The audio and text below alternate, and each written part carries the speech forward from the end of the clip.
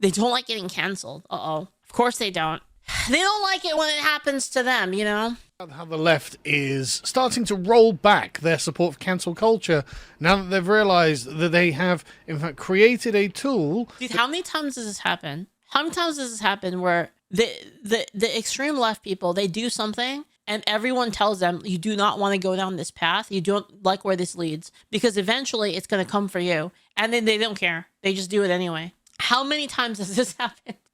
It can be used by anyone, and it only works when you have the cultural zeitgeist, and now they're losing the cultural zeitgeist. They're like, well, hang on a second, guys. I thought cancel culture was a force for good. I didn't want me to be cancelled. I didn't want the government coming after me for the terroristic things I'm doing.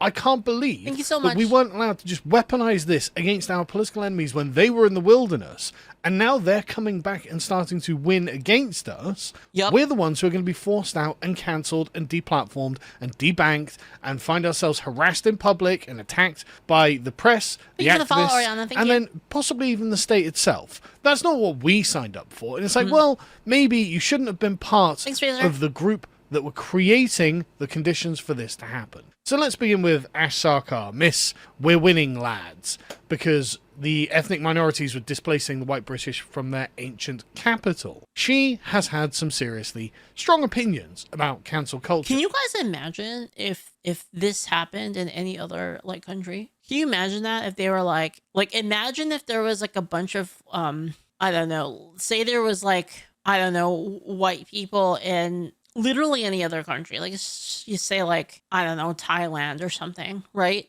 And then there were like more and more white people in Thailand, and then they started celebrating. Yeah, the white people are taking over Thailand. It's over for you Thai people, man. Can you imagine like how fucking mad these guys would get? It's like none of this is principle. This is ridiculous. As in, it's not real, actually. This is from 2020. But what it does speak to is the fact that young people who tend to hold progressive values are able to shape and determine culture through informal kinds of power. The worker. Right. So she is saying here, yes, cancel culture exists. Yes, it is people online who create a giant hate mob, harass companies, harass whatever it is that they're trying to get someone cancelled from, and they get them cancelled. And of course, we have many high-profile examples of cancel culture.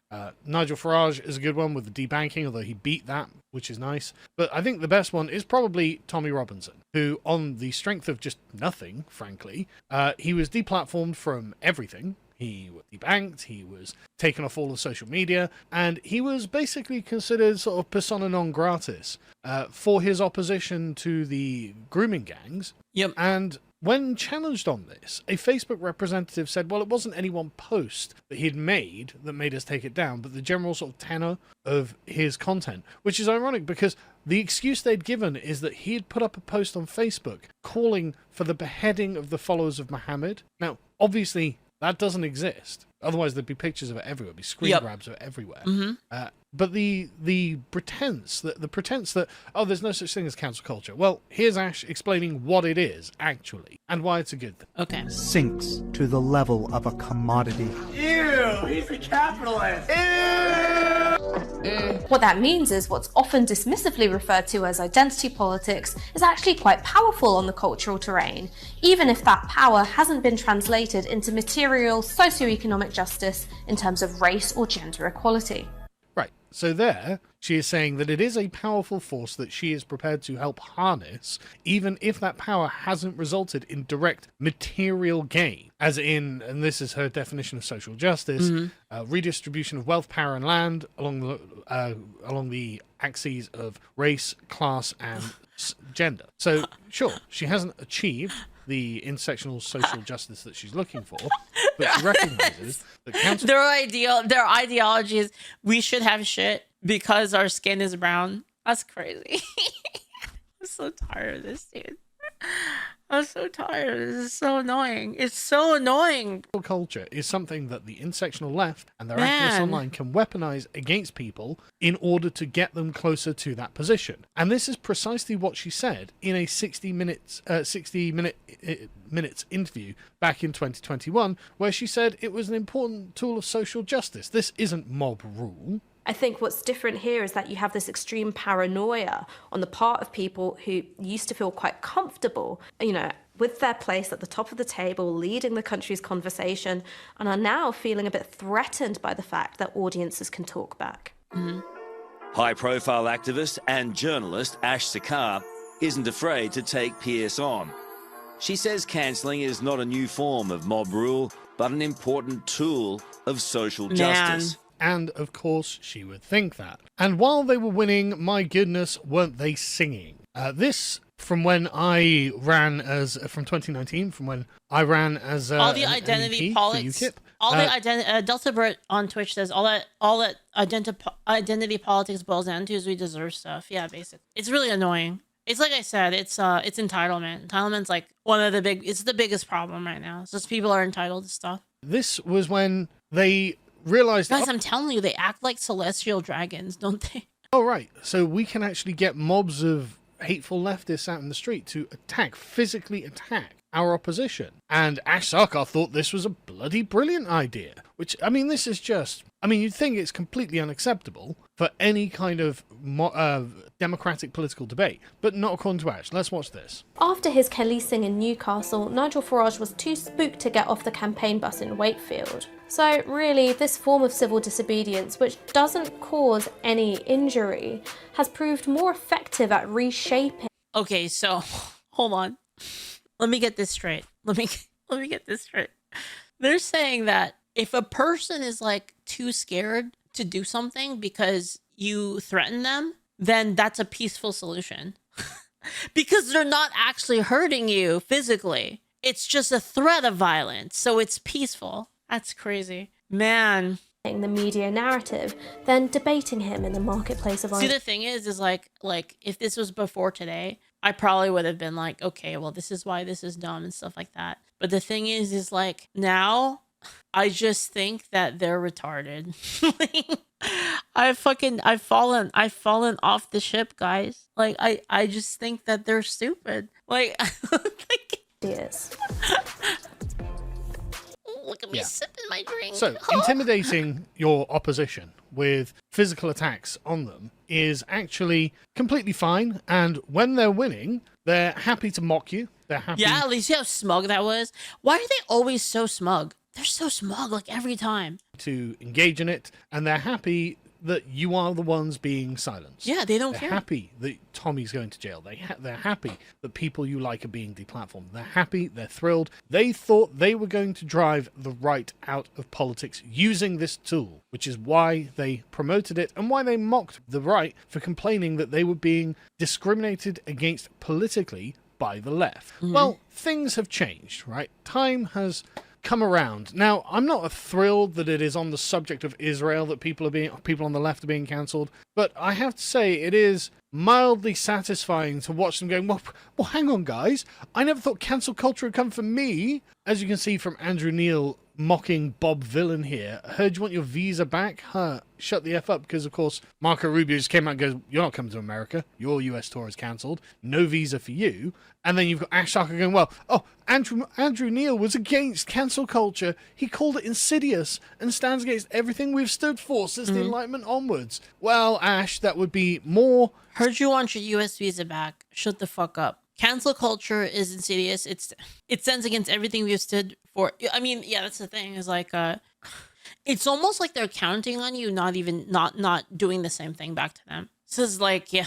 Sympathetic if I thought that you were also against cancel culture, and this wasn't literally just a Frank Herbert quote from Dune, where he says, well, when I'm oppressed, I argue for freedom because it is in line with your principles, but when I am in charge, I oppress you because it is in line with my principles. Everyone knows you are not for free speech. You are not for free politics. You are not for the necessary requirement to be opposed to cancel culture. This is kind of what I meant. Like none of the views are even remotely consistent. The only consistency is that what we do to people we don't like is fair. And then when people do, and it's not fair if it's to people we like. That's their entire view. You were, in fact, in favour of it. And you were in favour of it not very long ago. This was only a few years ago, Ash. It's not like this is something that is ancient history. You're like, oh yeah, okay, yeah, fair enough. But like, that was 10 years ago, 20 years ago. I'm not the same now. Fair enough, I'd agree. And it's because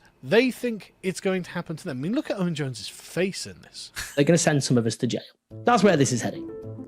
Oh, welcome to the club, Owen. Welcome to the club. Some of the people on the right have been to jail as well, and that's where they were like jailing people for just making jokes and stuff on the internet, or like having an opinion about like immigration. And like these people cheered, by the way, like when they went to people's houses and like and took them for hate speech or whatever, like whatever their notion of hate speech was, and they took them out of their homes. These people they loved it. Was for us, and we have labored under the threat, the looming threat, the sword of Damocles of the politically correct regime being like, right, okay, we've had enough of you, you're going to jail. You've said something we don't like, and we're going to just maliciously interpret it as X, Y, or Z according to whatever hate speech law or the Malicious Communications Act, and now you're going to jail as well. In fact, I mean, look at the Southport riots as just the most classic example. Owen Jones, not opposed to any of that. Now, when it's like, oh, well, I'm not happy with what Israel's doing, and we're going to oppose that, well, now you're going to jail as well. Yep, too bad. People who peacefully oppose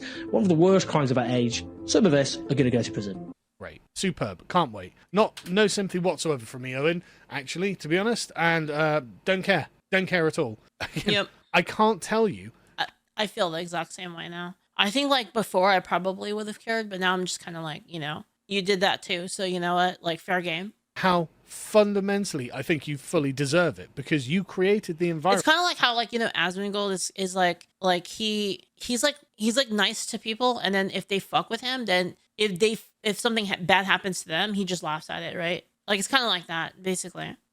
Where this sort of thing would happen, and the sort of little Navarra media crowd, yeah, this is what. Like, I'm not saying it's a good thing. Like, I don't think you should just be mean to people for no reason. But like, if these people are gonna like, they're gonna shit on you, then when they get shitted on, it's just kind of like, too bad. Shouldn't have done that to other people. You get. Yeah, this is the meta you created. Yeah, you play by it. Yeah, exactly, Carnes. Exactly. No, like, it's one of those, first they came for the right wingers and I said nothing. Then they came for Tommy Robinson and I said nothing. And then they came for me and there was no one to speak out for me. Yeah, well, too bad. Yep, that's just too damn bad, isn't it?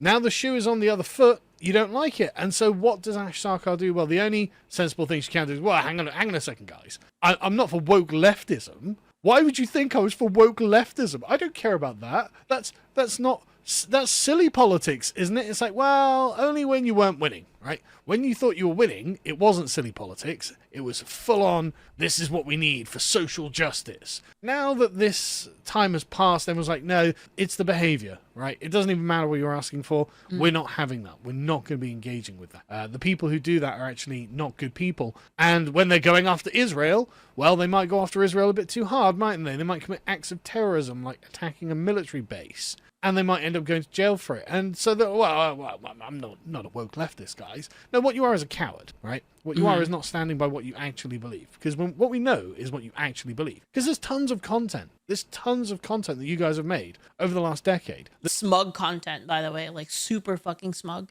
Like, reveling in it, right? Like, just absolute, like, just bathing in, like, the suffering of people. Explain to us exactly what you mean. And what you mean is we are for the ethnic displacement and reduction to the second tier of citizenship of the native British people in their own country, and the elevation of non-white and minority groups in Britain over you with a suite of hate speech laws that are designed to hold you down and criminalize you if you speak out of turn. We know that that's what you're for, because you've been explicit about it up until this point. I mean, this is the thing. Like, pronouns, microaggressions, and all this. These were all vectors along which you could squirrel out the people who are not perfectly in line with progressive politics and punish them. And it's perfect, by the way. You have to be perfectly in line with it. It's like I said, like you can, like, for instance, right? Like, take like my situation, for example, right? I'll say stuff like, yeah, I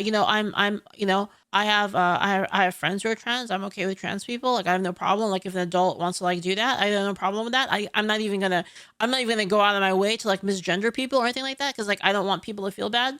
So it's like I don't care, right? And then the instant I'm like, yeah, but maybe not with kids. And then it's like, okay, you're fucking transphobic, literally Hitler, like you're the fucking worst, like you're not an ally, you're the worst, right? It's like, bro, it's like it's like you have to have perfect lockstep, exactly like exact purity of ideas, or it's over for you, basically. That was the point of all of this. And now that's not going to work. And not only it's not going to work, the people who are trying to advance that are going to be the ones who are selected against. You're like, well, hang on, I'm not in favor. Yeah, it's the same thing. It's the same thing with the gay stuff, right? Like I have no problem with gay people. I have no problem with it. But you know what? Maybe not have a parade where you're spinning your dick around like I'm watching freaking meat spin. Like I don't want to see that. You know what I mean? Like why are you doing that? Why do you gotta do it? Why you gotta like be so openly like degenerate in public, right? And it's like, oh, like you hate gay people. It's like, no, I didn't say anything about hating gay people. I just don't like that part,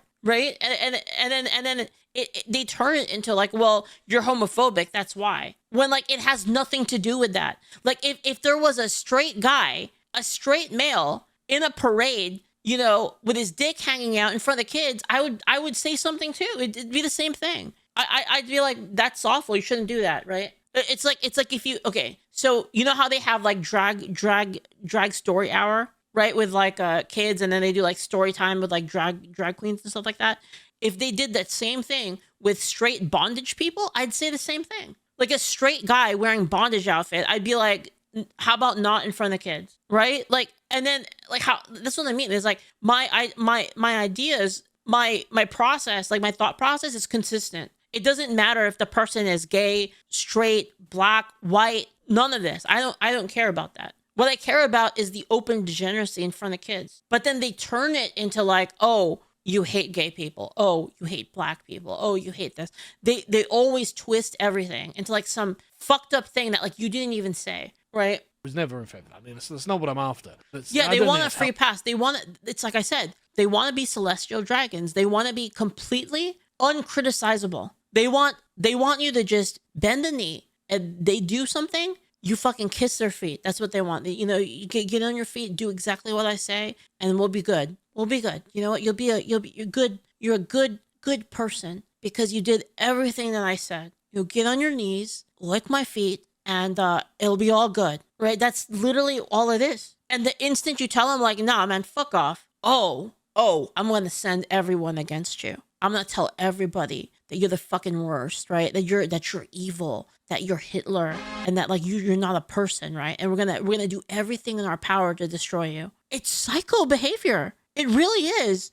It's like this is the thing that's crazy. It's like I watch One Piece, right? And I'm like, dude, these celestial dragons are comically evil. They're so evil. It's like it's ridiculous, right? But then like the more I think about it, the more I'm like, holy shit, this shit is real. You know, man. Healthy. Is this really how we should do things in a democratic society? I mean, that like this event in 2019 is related to my demonetization. I got all my channels demonetized for 5 years after being Twisted assaulted is real at the UKIP campaign. So, like, no? Oh, okay. I'm the victim of their attack on me, and then YouTube's like, yeah, and we're also going to punish you even further. It's like, right, and what happened to the people who threw milkshakes at us? Nothing. They didn't get punished at all. Yep, nothing happened. Because the zeitgeist of the era was different to now, and they know things are different. They don't want equality. They want special privileges. This was never about equality.